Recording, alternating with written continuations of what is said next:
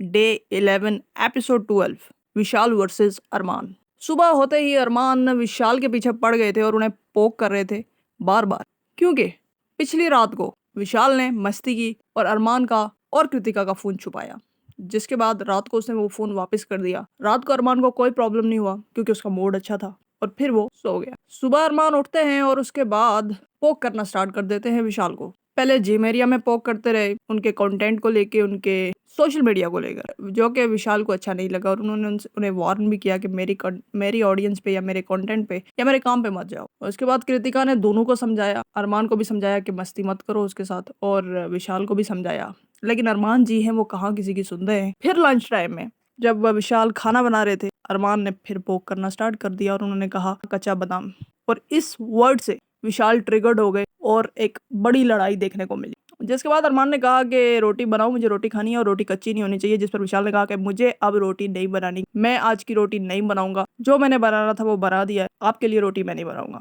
जिस पर अरमान ने कहा कि नहीं, ये तुम्हारा काम है, बनाना तो तुम्हें पड़ेगा। उसने कहा मेरा काम यह है किचन में काम, मैंने चावल और सब्जी बना दिया है, अब आपने रोटी खानी है तो खुद बना लो। इस चीज को लेकर काफी बहस हुई और विशाल ने कहा कि मैं एक बाप का नहीं हूँ अगर मैंने तुम्हारे लिए रोटी बनाई तो। जिस पर एक गंदा कमेंट किया, एक गलत चीज बोली अरमान ने कि तुझे डाउट होगा। और फिर जो बिग बॉस में होता है, मेरे बाप पे मत जा, मेरे बाप में मत जा, माँ बाप पे मत जा, मेरी फैमिली पे मत जा, ये सीन स्टार्ट हुआ अरमान और विशाल के बीच। उसके बाद बीच में लवकेश आए और लवकेश ने जब विशाल को रोका, उसे कहा कि तू रहने दे, छोड़ दे, खामोश हो जा। जिस और उस पर विशाल भी लवकेश पे बड़े उठे कि मुझे क्यों बोल रहा है, उसको बोल। वहां पर लवकेश का पारा भी थोड़ा आई हुआ और उसने कहा कि भाई तू दोस्त है मेरा, मैं तुझे चुप कराऊंगा या उसको चुप कराऊंगा, मैं उसको पहले बोल के आया हूँ कि मत बोल, लेकिन अगर देखा जाए तो दोस्त तो तू है मेरा, तो मैं तुझे चुप कराऊंगा। फिर बीच में सना भी बोलती है, सना उसे कहती है कि तुम कच्चा बादाम से क्यों तुम्हें ट्रिगर हो रहा है, मैं जानना चाहती हूँ। उस पर विशाल उस पर भी चढ़ गए और उन्होंने कहा कि तुम्हें अगर कुछ पता नहीं है तो बीच में बोलो मत। और फिर बाद में जब ये फाइट थोड़ी ठंडी हुई तो विशाल ने सना मकबूल को बोला कि जब इस तरह की कोई बात हो, आपको पता ना हो तो बीच में मत बोला करो। तो उसने कहा मैं जानना चाह रही थी कि तुम आखिर भड़के क्यों, इसलिए मैं बीच में बोली थी, और जब तुमने मुझे कहा कि चुप हो जाओ तो मैं चुप हो गई थी।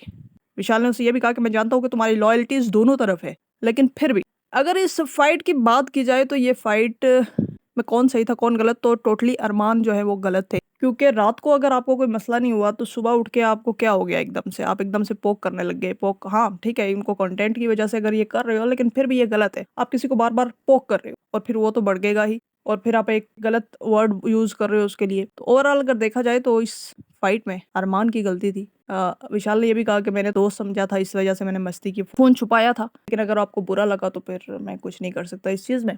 तो यही थी। तो according to me Arman was wrong in this fight, Arman की गलती थी।